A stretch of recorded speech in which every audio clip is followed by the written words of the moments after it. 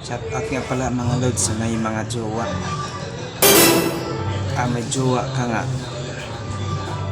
Pero lagi naman kayo nag-aaway. Sa mga kapuso natin, ito kasi natin bida, May jowa ka nga. relasyon mo kasi nasaktan siya. Pero ramdam mo. Meron namang ibang minamahal. May bagong tao, akala niya, magiging okay. May jowa ka nga. Kaya napilit, pinilit Pero lagi ka nang hihingi ng attention niya. What? Mag-Christmas. Pero balikan na natin bida, Pero at least may jowa ka. si Rose,